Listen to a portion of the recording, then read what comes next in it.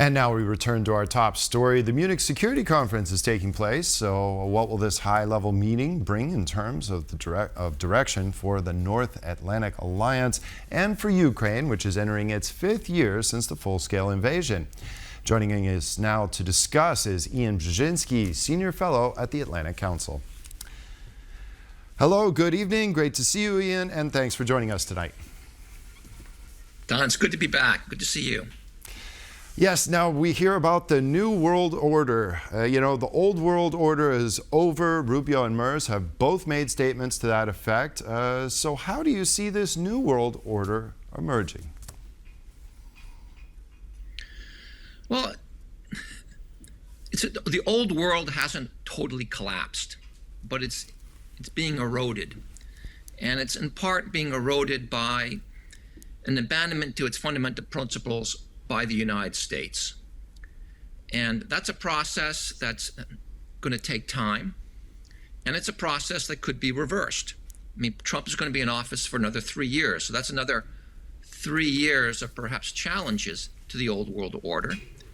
But it doesn't mean the old order is on an irreversible path to decline, or as they're saying in MS at the Munich Security Conference, destruction. I mean, there is going to be a new president in 3 years, and there's probably going to be a handicapped president in about 8 or 9 months when we have our elections here, midterm elections here in the United States. Right. So do you think there's somewhat of an overreaction here in Europe? I mean, we've seen a very tumultuous year, if you will, since Donald Trump has been inaugurated, and it's just caused a lot of alarm here in Europe. I would imagine you would see some good effects from this, but also some overreactions. Do you think that we're seeing some overreactions there in Munich? I think actually Munich's really interesting because it's a different tone coming from the Europeans. You know, after the Munich Security Conference of last year, when Vice President J.D. Vance gave this kind of shocking attack on the cultural future of Europe and accused Europe of abandoning its democratic principles, Europe went into shock and almost kind of pleaded with the United States to change course. Now, following the showdown over Greenland, Munich's emerging to be kind of a podium where Europe is not pleading, but it's beginning, I would say, even to assert quietly, calmly, the power it brings to the relationship. Europe is calling on is warning the United States that is doing harm to the international order that has served the United States' own interests, and that doing such damage hurts the United States' interests, and that it can't count on Europe to stand by it, and warns that the United States will lose a lot of its power if it actually has a departure from Europe and the economic, and to a certain degree military and political power it brings to the table. So this MSC is interesting for me because Europe seems to be calmly asserting the leverage it has in the transatlantic relationship. Yes, and it does have leverage, but also Europe has been jolted in action over this past year. Now armies are being rebuilt, hundreds of billions are being spent. How do you think that Europe, the EU, capitalize and emerge as one of the great military superpowers from this moment? Well, I'm not sure it's going to emerge into a great superpower anytime soon, but that doesn't mean that Europe doesn't have capability. I mean, look at it. This is speaking of Europe roughly, we're talking about a GDP of $25 trillion. That's not much far behind the United States, which is around 27, 28 trillion dollars. Europe has 1.7 million military personnel. It may be dispersed across, some 30 or 35 countries, but that's still military capability. It is America's most important trading partner. It is the greatest source of foreign direct investment in the United States, and America finds most of its foreign direct investment in Europe. So this is leverage that Europe brings to the table and can use to kind of shape the direction of American foreign policy, as it very skillfully did amidst the showdown over Greenland, culminating in kind of the meetings in at the Davos World Economic Forum, in which Europe warned basically that, if the United States goes a certain way, Europe will exercise that economic weight. It had $93 billion in tariffs lined up. It had the coercion instrument ready to go, and Trump backed down. And that dimension of the relationship over Greenland has gone on to a more normalized track, and hopefully will remain there.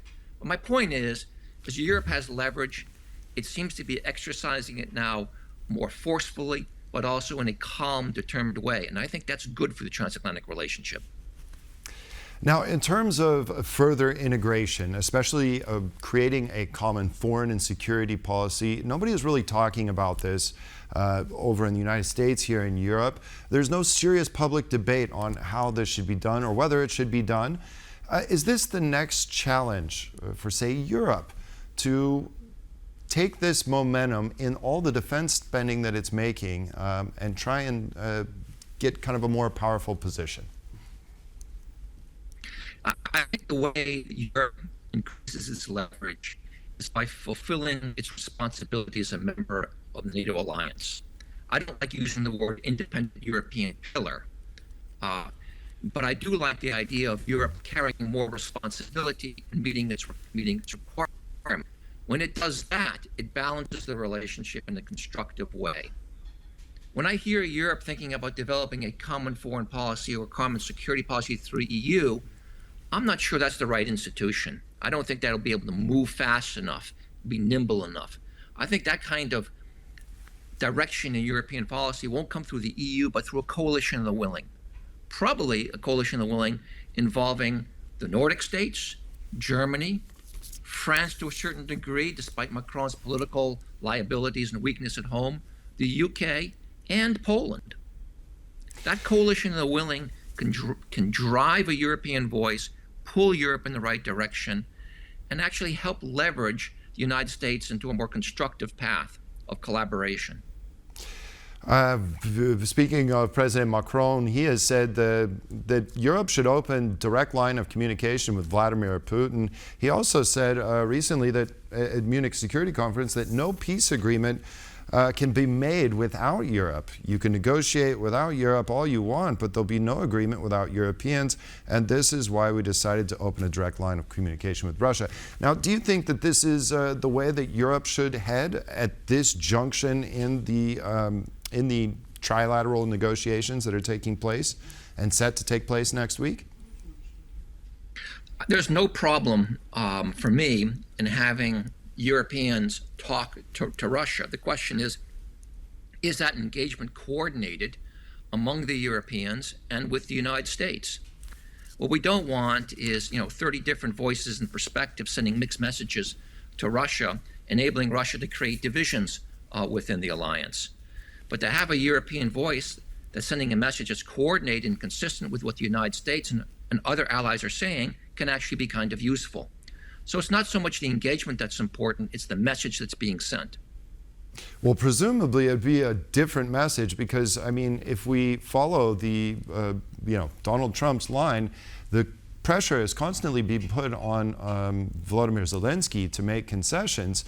Even again, U.S. President Donald Trump has said that Zelensky needs to hurry up to meet this imposed deadline of the spring to come to a peace agreement.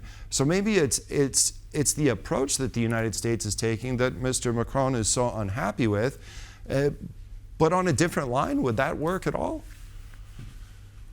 Well, what we don't want is that. We don't want to have two different voices, three different voices sending messages, different messages to Moscow. And this is where the trick of diplomacy comes into play. And this is where the Europeans, by leveraging their own power, can actually leverage America in the right direction. I believe that if the Europeans were to do more to step up their security assistance to Ukraine, to be a little bit more bold in the way they're approaching the development of the deterrent force, to actually starting really imposing far harsher sanctions, body slamming sanctions on the Russian economy, they would actually pull Trump in the right direction. Well, that's a good point. Now, there's the authorization of $35 billion from the Ukraine Contact Group. The European Union has approved the $90 billion in two-year assistance for Ukraine. So it looks like essentially Europe is owning this war. What more should and could it do?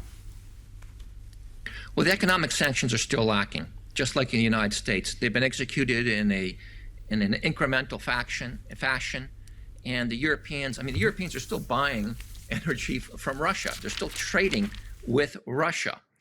So there's a lot more that can be done in terms of directly cutting off economic engagement and imposing secondary sanctions on those who are outside of Europe trading with Russia. There is more security assistance with less restrictions that the Europeans could provide for Ukraine. Europeans could increase their deployments along NATO's eastern frontier to further complicate Russian military planning and to demonstrate commitment. These are the kind of actions that actually I think could pull the Trump administration in the right direction. I can't look you in the eye to say that actually will happen, but I'm pretty confident the current course, the current level of ambition that the Europeans are pursuing when it comes to supporting Ukraine is not sufficient to pull Trump in the right direction. But they leverage their massive economic overmatch regarding Russia, their military advantages over Russia, their alliances compared to those of Russia. They could actually put this war onto a more successful path. And that, of course, would be intriguing to Trump. It would. Let's hope we see that action and, more bravery from the Europeans. Ian Brzezinski, Senior Fellow at the Atlantic Council. Thank you so much for joining us on World News Tonight. Appreciate it. Thank you. And that concludes this edition of World News Tonight. Thanks for watching. Have a great evening, and we'll see you next time. Good night.